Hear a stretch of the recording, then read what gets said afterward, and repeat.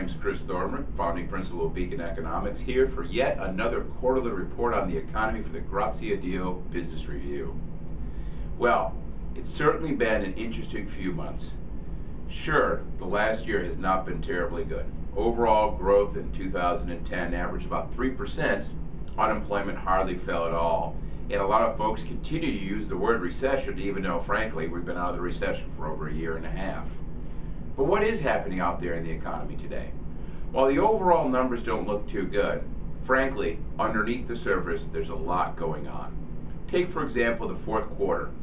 Overall, the top-level growth was about 3.2%, at best average. But take a closer look. What you see is that consumers by themselves added about 3% to growth. The external accounts, that is to say the trade deficit, closed sharply, adding another 3% to growth. Those two all by themselves added 6% to growth. So why do we only have 3.2%? Well, of course, the answer there is that we had a big runoff in inventories. But that's okay, because those inventories will surely bounce back in 2011, meaning that as long as those consumer trends continue, as long as those external trends continue, 2011 is going to shape up to be a pretty good year. So what about consumers? Can they really start to spend at a normal level, given that unemployment is still running about 9.5% overall in the nation? Well, the answer is absolutely. What we have going on right now in the U.S. economy is a severe social shift. That is to say, we're coming to a land of have and have-nots. I'm not talking about wealth, I'm talking about jobs. Yes, there are 6 million people been unemployed for over half a year. But for those people who have jobs, incomes are rising at a very solid pace. In fact, in December, incomes were up about 2.5% in real terms relative to the previous year. So those folks who do have jobs are making more money, and they're able to use that money to go out and spend more on goods. Combine that with the extension of the tax cuts, and that means consumer spending is going to grow at a fairly solid pace through the course of 2011. What about the external accounts? Well, there too, we have some very positive signs. It is true the dollar hasn't come down that much in sort of nominal terms. But nominal is not the correct way of looking at the value of U.S. goods in the world market today.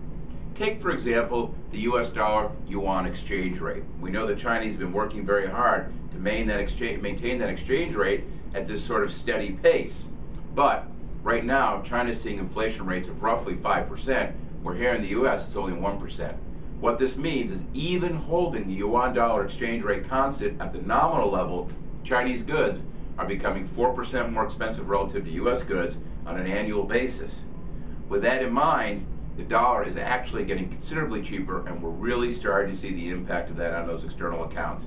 Exports are up and imports are down, and that's good news yet again for 2011. Now, not everything's going to be great this year. For example, government spending is going to continue to be a small drag on the economy, and frankly, we don't see any particular bounce in either non-residential spending or residential spending. We expect construction permits to remain relatively flat.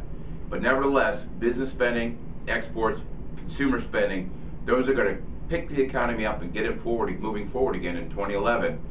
We think that the recovery is truly here. Now, we do have some medium-term worries. We still have to deal with this huge government deficit, and of course, the Federal Reserve has pumped lots of liquidity inside the economy. Eventually, the liquidity is going to have to be removed, otherwise we're going to have inflation. But those problems are not for at least 18 months, perhaps 2.5 years.